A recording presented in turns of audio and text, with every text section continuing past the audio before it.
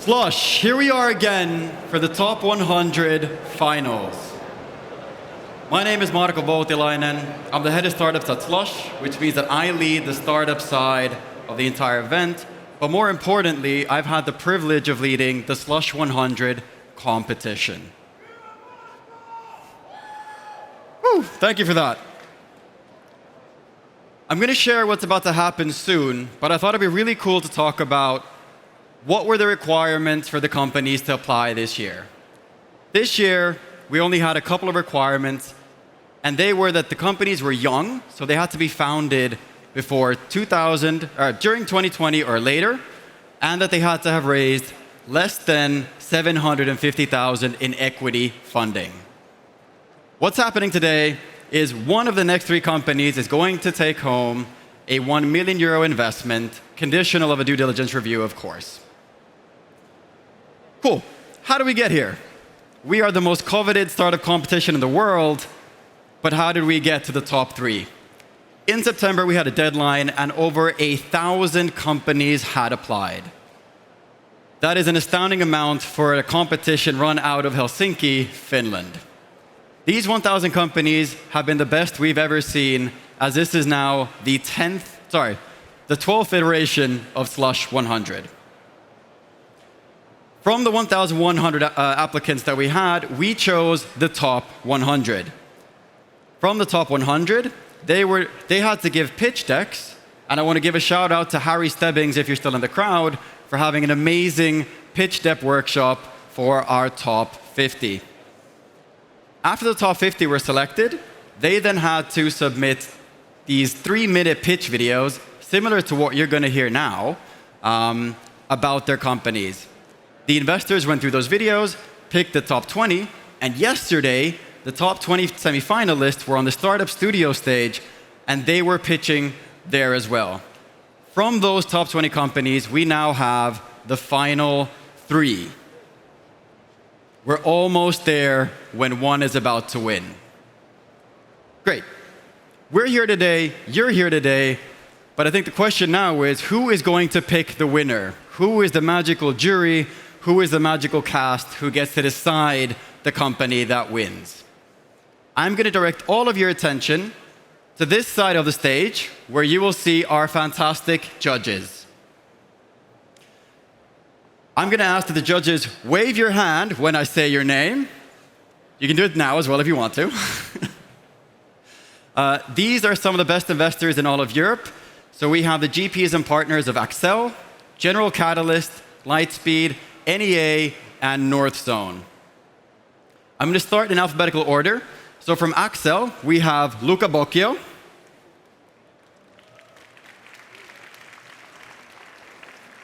I know we can give more applause than that. For General Catalyst, we have Juliet Bailin.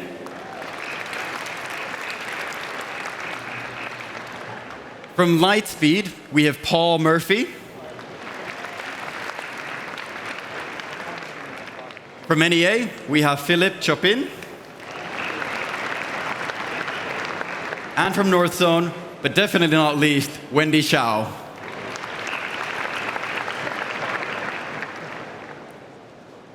This is an amazing crew. I've got to know them for the past weeks, and they are absolutely fantastic investors. No pressure on deciding the winner today. What's going to happen next? Well, no surprise, the top 3 companies are going to come up here and pitch to you and to the judges. That pitch is going to take about 5 minutes, and after each pitch, there's going to be a direct Q&A with the investors. So the investors are going to ask questions that they might ask founders when they're making investments normally. We're going to repeat that 3 times, and after the 3rd one, we're going to escort the judges to a secret room in the venue, so nobody can distract them. In that room, the judges decide the winner, and then we're going to come back here and announce the winner in a very, very spectacular format, which has never been done before at Slush. Are we ready for the first company?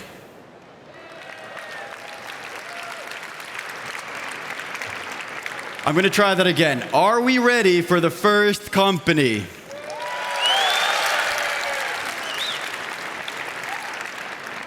Fantastic. Let's keep that energy up the entire evening. First up, we have Congrify.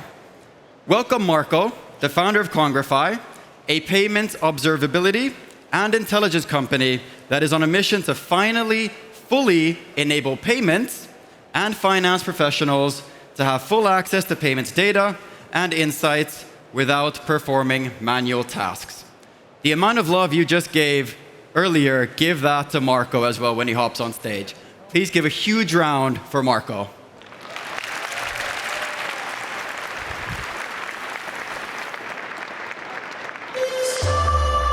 right, this way.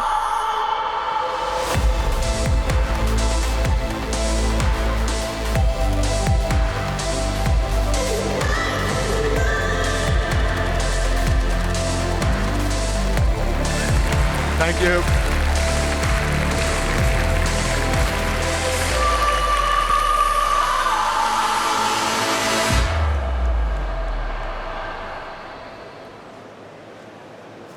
It's amazing to be here, first of all. And it's super good, super nice to present Congrify, payment observability and intelligence company. Our mission is to support merchants and payment service providers to have access and finally unlock the power of their payment data. My name is Marco Conte, and I'm the founder of CEO at the company. I've been working in the payments industry for 10 years with payment service providers and merchants. I'm very happy to have Alex Timoshenko as a co-founder and CTO. He brings more than 20 years of software and data engineering experience, having built payment infrastructure for several companies, including Booking.com. And we are very happy to have as well Alexander Durkov as a Chief Operations Officer. He brings 10 years of operational experience in fintech and payments.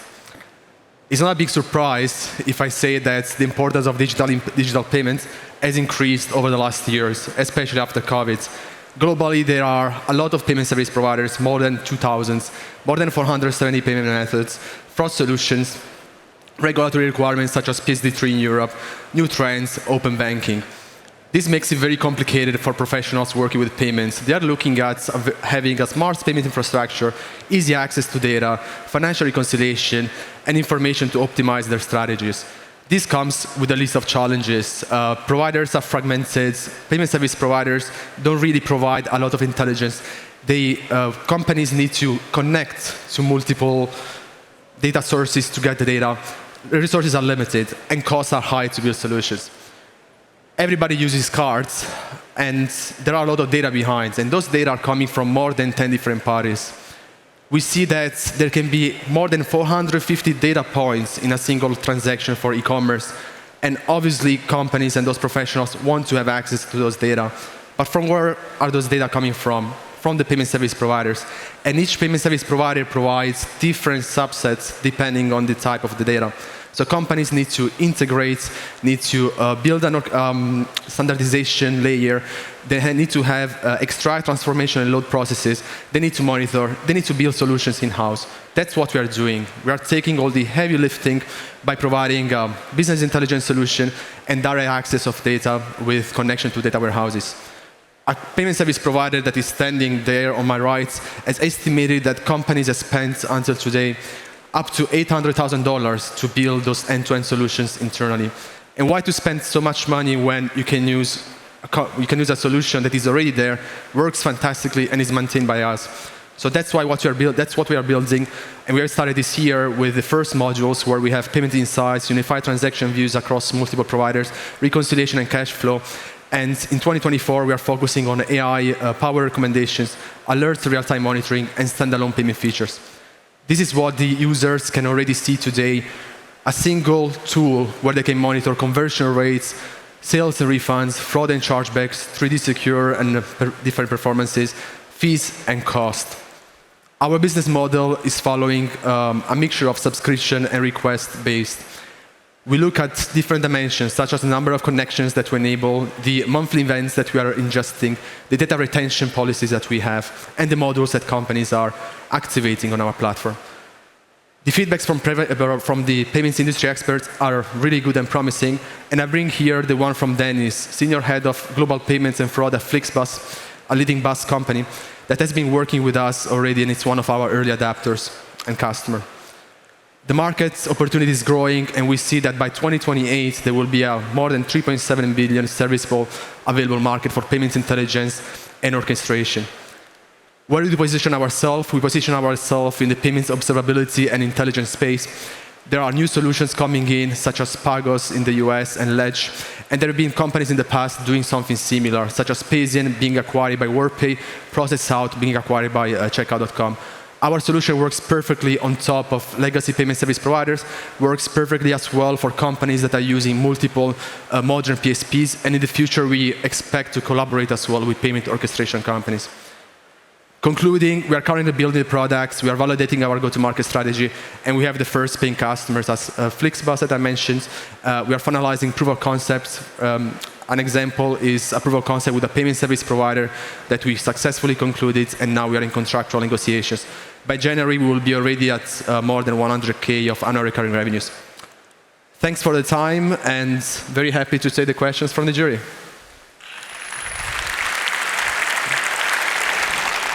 Take me some water.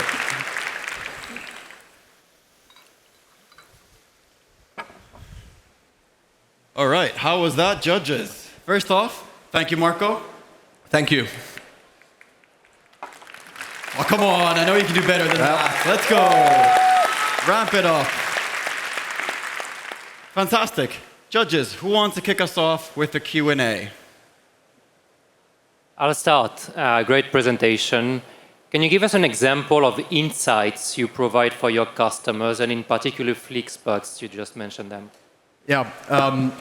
So basically, as I said, if you are a payment professional, you're looking at different dimensions. So very basic one is, how am I performing? Are my conversion rates expecting? So if you are accepting payments in a specific country, let's say Germany, where I'm based, you're expecting a certain conversion rate, 90% usually. So those are the type of basic insights we give. We try to go very granular on fees and cost management, because what we see is that there is not a lot of transparency and visibility, and there is where we really provide a lot of insights that companies cannot really get. By simulating as well from where the fees and costs are supposed to be generated. One of the points for the company that you mentioned is simply having access to all the data. Then their analysts can actually go and do their own analysis and see the specific patterns that they want to identify on case by case as well.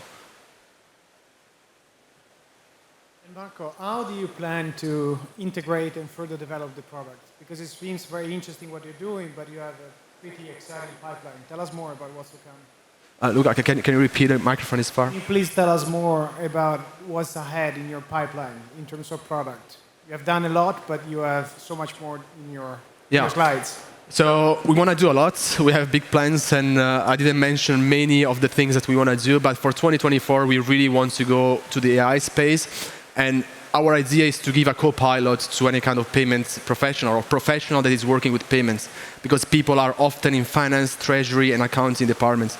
So the idea is that you can go, we have all the data, and we can highlight any spots, any revenues that can be missing, or any underperforming payment methods or payment setup that you have. So this is the main goal that we have for the next months from a product perspective. Great presentation. Thanks again. It sounds like you're operating in a fairly complex landscape. How are you planning to carve out the wedge? And then how are you planning to expand from there? The space is complex. That's true. There are many payment service providers. So for us, it starts from the coverage. So we are looking at Europe and North America as markets to start, and we need to cover the payment service providers that are there. That can be a first already competitive advantage, because not so many companies are in this space doing what you are doing. And if you have enough coverage, then you can bring companies coming to you. Another thing that we are looking is going directly to payment service providers, and basically that's something where we can give an advantage to them as well, to go to their customers and merchants to provide such a feature. So our advantage can be shared as well with financial institutions. Congrats, Marco. How do you think about building a scalable data infrastructure for yourself, right? To Wendy's point, there's a lot of complexity in the ecosystem. You're working with a lot of stakeholders. How do you think about dealing with that complexity on your own back end? That's something that I discuss with our CTO, Alex, almost on a daily basis, and he has trained me a lot. Even if I'm not a programmer, I feel that I can draw an architecture now based on the discussions we had together. But he has done this for large companies. So we have a plan. Right now, we are still at the beginning of the infrastructure that we want to have. In the future, we will go into a lot of real-time data processing, so data streams that are going to basically ingest thousands of events per second, and that's the plan. Everything is on AWS for our infrastructure, so it can be scaled from one day to another. Obviously, it's a matter of cost as well. It's not something we want to do now and pay thousands of bills for AWS every day. Just a quick one. Great presentation. Just as you think about the different layers of the stack, do you have any concern that other folks in that stack might want to do this, like the orchestration layer or anyone else that already has maybe some of these integrations or relationships with the merchants? That's a great question. And especially on the orchestration platforms, there's a main differentiation. Those companies are looking at processing transactions. So the business model is they are there, they manage the integration, but they want to get the volumes. So nobody will go to such a company to just manage their data platforms and their data operations. That's where we differ a lot. So we don't feel really threatened. And some modules, some intelligence modules that we will develop, I already see that they will be really well integrated with those type of companies. So competition is there, will be, and we welcome competition, obviously, because it proves the point that there is a pain in the market. And only time will say how things will go. Amazing. Thank you for the answers, Marco. Let's give a huge round of applause. Thank you. Do you want to? I bring this with me. Yes. Fantastic. 1 down, 2 to go. How are we feeling? Was that exciting? Okay. All right. I'm guessing there's about 1,300 in the audience right now, so I know there's a lot more volume that you can do. So the next time I'm going to introduce the next person, I really want to see how high you can go. Okay? We're clear on that? Next up, we're going to have Ferado. Okay, hold on. We haven't done the intro just yet. Love the support, however. So, Evelena de Wild de Estamil, sorry if I butchered your name, Evelena. Ferado is a company that is turning e-commerce into re-commerce by making secondhand the most obvious choice for every consumer. And the way they do that, and what they're trying to do is they're trying to save your time, save your money, and save on CO2 emissions. Give the biggest round of applause you can do so far.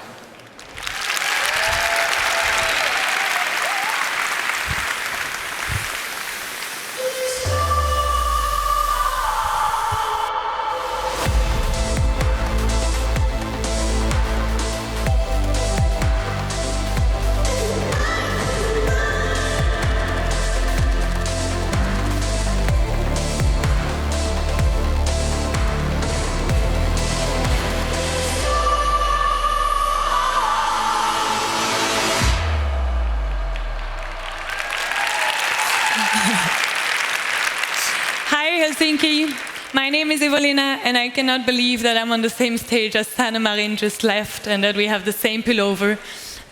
Mine is secondhand. I forgot to ask her about hers. Anyways, I'm not here to tell you about that. I'm here to tell you about Ferado and the fact that I entered politics at 12 because I believed in our society's capacity to do better, much better than this.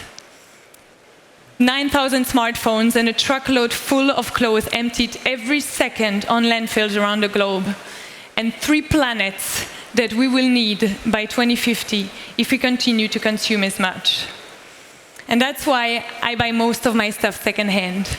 It's my secret to save money and CO2. Actually, a secret that I share with most younger consumers. And that's why the resale market is booming. Currently worth 200 billion euros in Europe only and growing 11 times faster than retail. And yet, those of you who've tried finding something specific secondhand today would probably agree that because the market is growing so fast, it is also fragmented and messy, making the experience time-consuming, inconvenient, and unsexy. When I read that 75% of millennials and Gen Z would buy more secondhand if only it were simpler, I knew that there was a big opportunity to do better. As a climate activist who spent years building and growing successful tech businesses, I know two things to be true. One, there is no future without a circular economy. If you agree with the fact that the Earth is not flat, you'll probably also agree that a linear economy on a circular planet cannot work. And two, if I wanted to turn e-commerce into re-commerce for good, I would need the best partners. And so I called my friend Ali, with whom I worked at a YC-backed scale-up. He's a software engineer who co-founded one of the first Amazon for books in Iran. And our friend Oli, a born entrepreneur who had a first startup and a first exit at 18 with a second-hand marketplace. And together, we're building Ferado to help people buy better. Ferado is the first AI-powered shopping assistant that is sustainable, that works as a browser plugin that automatically finds second-hand alternatives. It uses machine learning to match the text and images and find the best second-hand deals for what our users are looking for. And as it diverts the traffic on a browser level, the websites cannot stop us. And that is why the second-hand platforms love us. We are the acquisition and retention channel of their dreams. We already managed to onboard 55 of the biggest resale players like eBay, Vestiaire Collective, and Back Market, and 40 million products across electronics, books, and fashion. And our 100K GMV to date shows that our users love it too. They also like the fact that for them, Ferado is free. It's our partners who pay us for the leads and sales we help them generate. As our plan is to turn e-commerce into re-commerce, this browser plugin is essentially just the first step. Fercado's sustainable shopping assistant will soon be in every pocket, empowering every consumer to save time, money, and CO2 by making secondhand their first choice. To make this vision a reality, we are proud to be already supported by some of the most prominent entrepreneurs and VCs in Europe, like Atomicos and Peaks Angel programs, as well as Early Birds and Fast Track Malmö's accelerators. I'd like you to please close your eyes, because in a few years, when we've successfully turned $1 trillion e-commerce market into re-commerce, you'll think back at this moment and tell your friends that you were on the good, best side of history. So make sure to remember that name, Ferado. Thank you.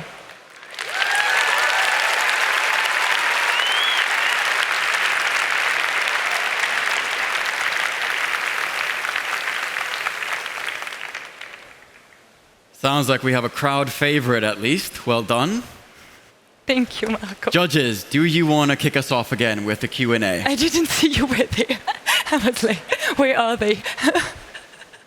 I'm happy to start. First off, great presentation, but I think even more than that, the mission is incredible. So thank you very much for what you're doing.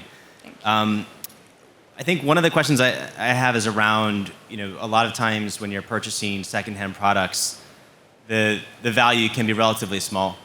And for building a sustainable business, that matters. So can you tell us a bit about what that looks like, basket size, or any other metrics you might have? Yes. Indeed, that's part of the value that we promise, is that the products you will buy will be cheaper than you. That also makes different business cases, right? But anyway, what we really see is that the basket value average that we had in the last month were actually much higher than we had predicted, because we aggregate products across various categories, which allow us to really have a wide range of different product prices.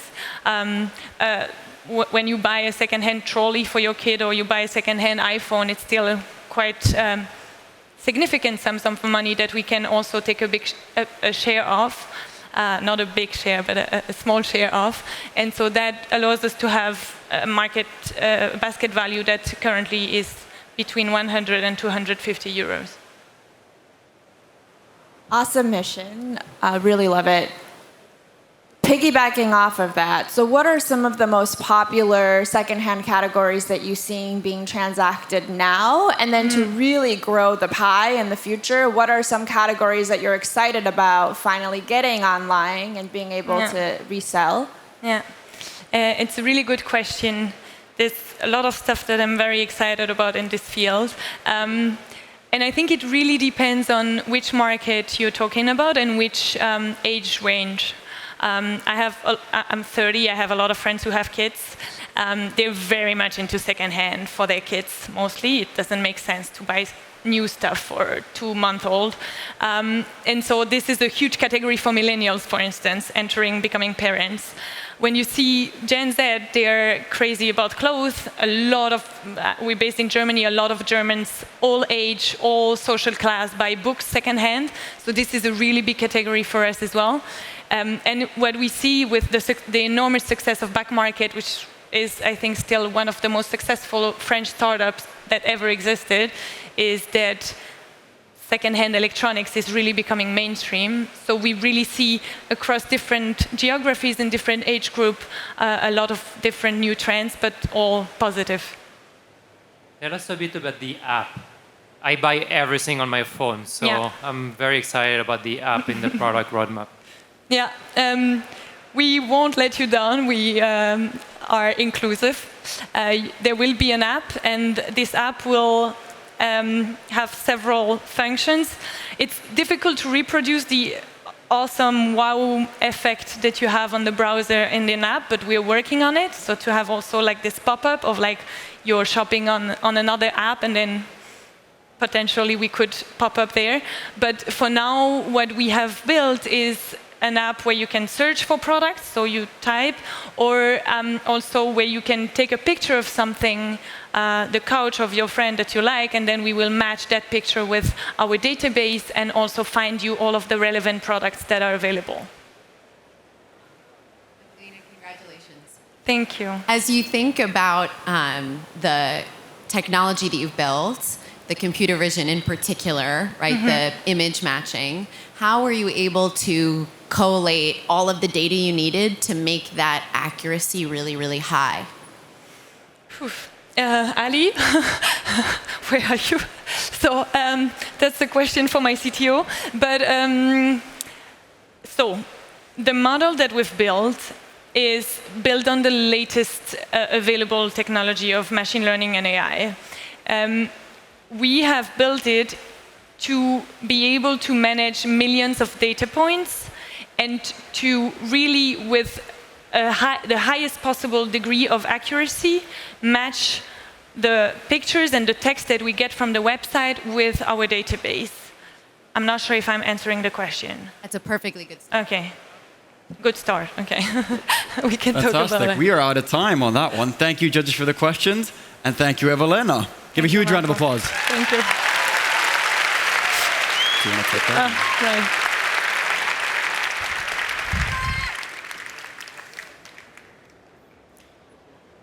Two down, last one to go. The last company, but by no means the least company, is Lifehere. The founder and CEO, Siim Saare, is going to share why their next generation digital healthcare product is on a mission to create a world without heart disease. Give a huge round of applause for Siim.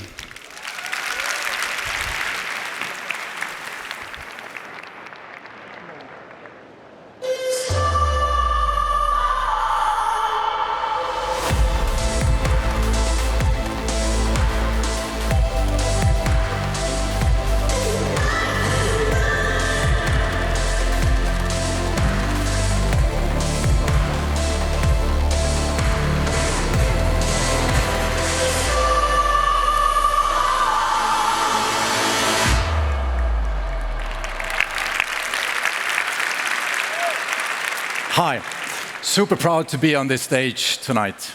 My name is Siim. I'm the founder and CEO of Lifehere, and I'm excited to share our vision of creating a world without heart disease.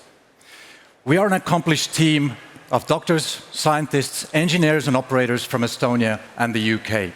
Our company has grown out of a €1 million research and development project funded by the Estonian government to find novel ways of tackling heart disease.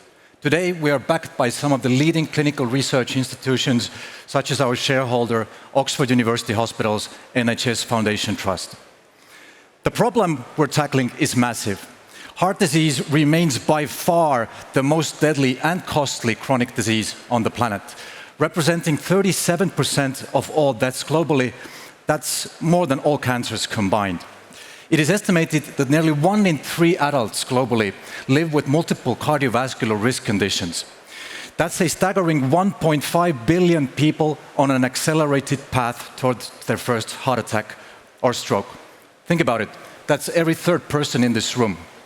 When was the last time you checked your blood pressure or cholesterol levels? What's truly staggering is that we know 80% of these cardiac events could be prevented with earlier treatment.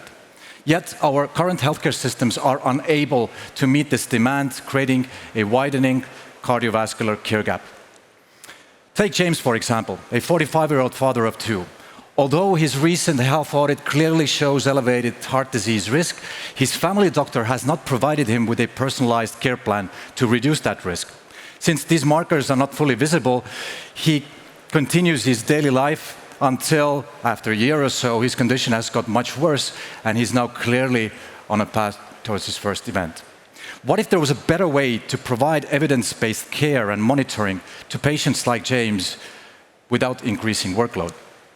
Meet Lifehere, a new type of cardiovascular care platform that allows physicians to do just that. Provide evidence-based care to a larger number of patients without increasing their workload. It's a software as a medical device platform that combines multiple state-of-the-art technologies such as digital screening algorithms, remote monitoring, behavioral treatment programs, and AI-enabled patient engagement system. We combine these technologies into highly interactive, digitally enabled care pathways that have a measurable impact on a patient's cardiovascular health. We focus on 4 major cardiovascular risk conditions: obesity, hypertension, dyslipidemia, and diabetes. And our programs can function as standalone treatments, but can also be combined with prescription medication.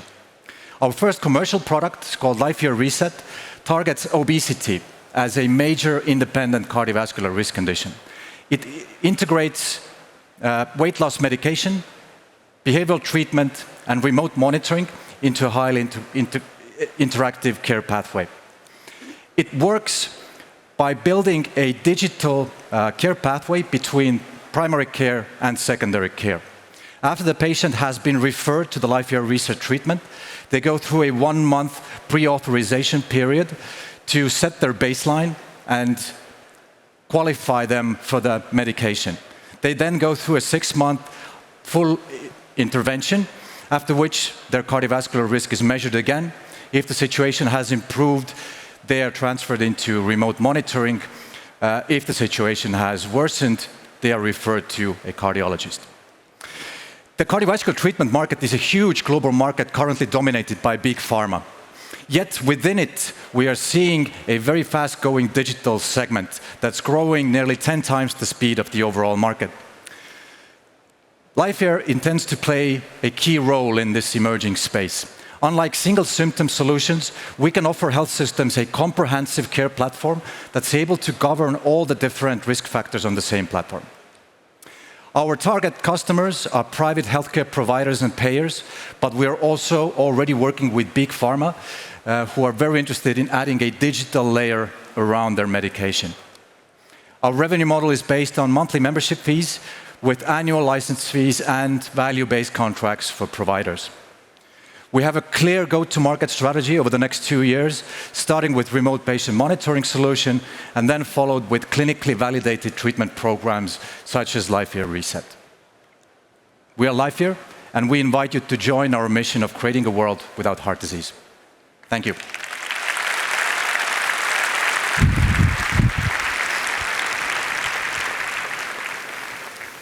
Uh-oh. Big thank you, team. Judges, let's kick it off. Great presentation, thank you. How do you measure effectiveness of the product, and what have you already seen in the data? Thank you. So, as we are a software as a medical device-based solution, so we are very clearly evidence-based, which means we measure the clinical efficacy, the safety, and the effectiveness of our treatments in different trials. So what we've done so far, we've run a pilot trial with 750 patients in Estonia in a major cardiovascular study, validating our RPM, or remote monitoring technology. Next year, together with Oxford University Hospitals, we're going into first a clinical feasibility trial where we look at the actual effect of the treatment on clinical outcomes. Sim, great presentation, and more importantly, again, great mission. So very much proud to listen to this to you today. But can you tell us a bit more about the distribution strategy you have in mind? Absolutely. So, as I mentioned, we position ourselves between primary care and secondary care.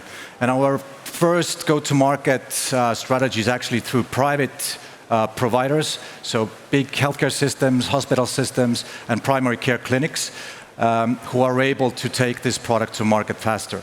Ultimately, this will be a product that your family doctor will prescribe you, and it's fully reimbursed by national health insurance. Until then, the first step is private. Seem, congratulations. Tell us more about what it means to be a software as a medical device and how you build a safe and compliant product. Thank you for the question. It's probably one of the craziest spaces to be in, especially in healthcare. I think it's a very interesting space, though. Sort of the past wave of digital health solutions that were mainly focused on telehealth, which basically meant putting a doctor online in a video call, didn't really solve the problem of what happens in between those visits, whether it's physical or digital. This new wave of digital therapeutics or software as medical device solutions actually now start solving that problem. How do we keep the patient on treatment between the physician visits? But it's clearly a regulated space, so still a lot of unknowns. It's a nascent, emerging space. My own belief is that in 5 to 10 years, all major chronic diseases will have a digital layer around them. We're basically on the cusp of an iPhone moment in healthcare, and software as a medical devices will play a key role in that. We got time for one last question.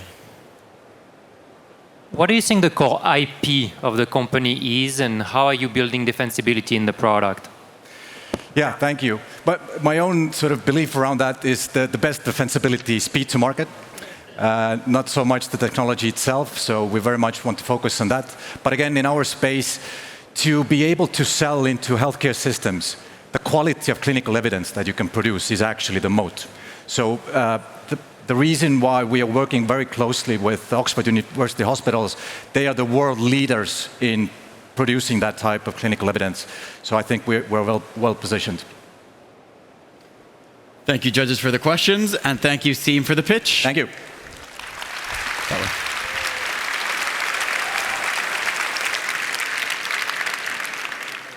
You've heard 3 fantastic companies with, as you heard, great missions pitch their products, I would probably say that. What's going to happen next is we're going to take the judges, hide them in a room, and they're going to then decide the winner. And we're going to come back in about, I'd say, less than 15 minutes to announce it. So I wouldn't move, I wouldn't get up. I would stay here for that winner announcement. We're going to continue with the show, and we'll be back in 15 minutes. Fun?